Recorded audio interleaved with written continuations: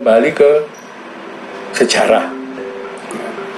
Ternyata akhir abad 9 itu dari wilayah Lorestan, dari wilayah Lor di Persia, itu ada 3 suku yang pindah ke Nusantara.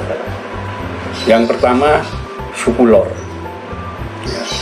Suku Lor ini pindah ke Jawa, ya. Dan mereka disebutkan mendirikan tempat namanya Loram. Ya, ini kita cari Loram ternyata di Kudus. Ya, kemudian ada lagi tempat namanya Ngeloram juga, kaitannya sama dengan itu. Ya, dan kemudian ada Leran, itu juga Gresik. Ya, bukan hanya Gresik, ada beberapa tempat lagi yang namanya Leran juga. Nah, yang 2 itu juga dari wilayah Lorestan itu ada suku Jawana dan Sabankara. Jawana itu masih berhubungan dengan suku Persia di utara, tapi dia masih keturunan Yunani, orang-orang Yunani, Jawana. Nah, itu mereka datang ke Nusantara dan dua-duanya tinggal di Suwarnadipa, di Sriwijaya. Ya, Sumatera. Nah, itu sebabnya cara pandang mereka, ya, itu tidak jauh beda, ya, karena Islam dengan Buddha itu dalam hal tauhid hampir mirip, tidak ada dewa-dewa macam-macam, itu nggak ada. Nah, berbeda dengan orang Lor. Lor yang tinggal di Jawa, dia ketemu dengan kekuasaan besar.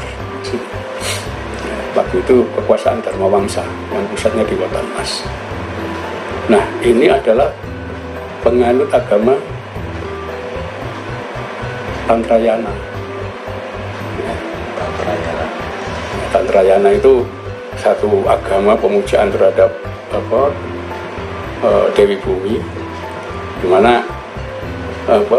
dia sebetulnya agama yang berdiri sendiri, tapi kemudian mempengaruhi Hindu dan kemudian mempengaruhi Buddha juga. Tantrayana ini itu yang memang muncul dari India Selatan, enggak dari India Selatan.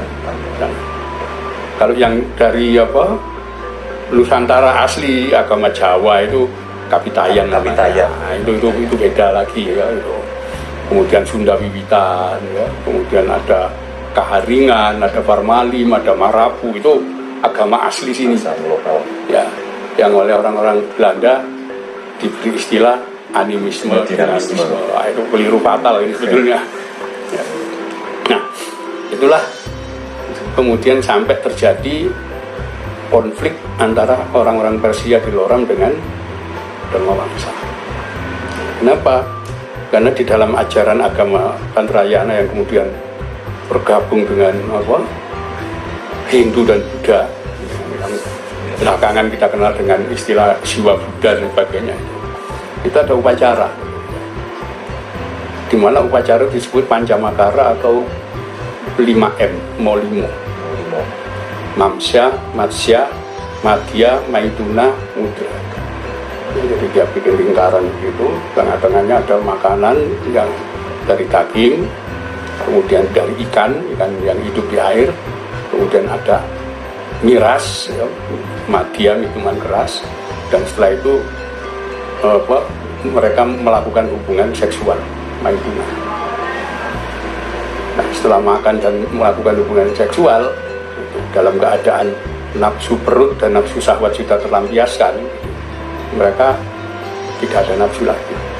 Disitulah mereka melakukan mudra samedi. Nah, mereka meyakini, ya, bahwa ketika melakukan upacara itu semua yang abadi itu turun memberikan kekuatan kepada mereka. Nah, ini memang dalam banyak catatan orang-orang pengamal ajaran Tantrayana, ya, itu memang memiliki kesaktian berlebihan mereka. Contoh kesaktiannya, ya, di Bajok itu pedangnya putus sendiri, tombaknya patah sendiri, dipanah juga gak kena mereka. Nah, itu. Ya. Nah, ini kemudian upacara Pancamakara itu ada beberapa tingkatan. Nah, ya tingkatan yang tertinggi, yang tinggi, lebih dari biasa itu ketika dalam lingkaran itu unsur matsya, daging, itu diganti dagingnya manusia. Makan kanibal. Iya. Yang kemudian matsya, ikan apa? Ikan yang hidup di air itu dicari ikan gembung yang beracun, ikan beracun. Madya itu biasanya minuman keras, itu diganti menjadi darah manusia. Nah itulah dalam upacara Pancamakara itu ada korban orang disembelih di situ. Dimakan dagingnya kemudian diminum darah. Jadi beberapa prasasti menceritakan itu. Banyak di Nusantara ini. Sudah banyak memang.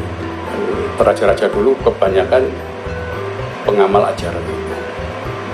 Nah, saya kira itulah yang kemudian dicatat oleh kitab Musoror yang muncul belakangan. Orang-orang Islam banyak dibunuh. Karena kalau kita membaca prasasti Lorang, ternyata kerajaan Dharma Wangsa itu diserang oleh Raja Worawari dari Lorang. Artinya Raja Worawari itu raja kulit merah seperti bunga Worawari. Itulah yang disebut pralaya. Nah, nanti setelah itu terjadilah pembalasan yang dilakukan Airlangga, Narotama dan seterusnya itu, pembantaian itu. Itulah yang kemudian banyak menghabiskan orang-orang ini, yang kemudian dicatat di kitab Musoror, banyak Muslim yang terbunuh di situ, orang-orang luar itu. Dan sampai belakangan pasca zaman Airlangga itu masih terjadi penyerangan terhadap orang-orang Islam yang turun di situ, terutama orang-orang Lor. Nah, itulah ketika kita datang ke daerah Gresik, di daerah Leran, ya. Leran itu ada makamnya Fatimah binti Maimun. Itu kuburan tertua di Jawa. Dia orang Lor juga. Nah, di dalam prasasti batu nisannya di situ kan disebutkan ada makbaro syahidah. Nah, pertanyaannya kok syahidah itu? Ya, berarti mati syahid, mati dibunuh. Oh, dibunuh gitu. Ya, mati syahid. Jadi sisanya ini Ya, berarti kan, ya? Bingung ini kok syahidah tak kira kan perang atau apa? Iya, jadi waktu itu pastian peristiwa itu yang dicatat di kitab Musoror.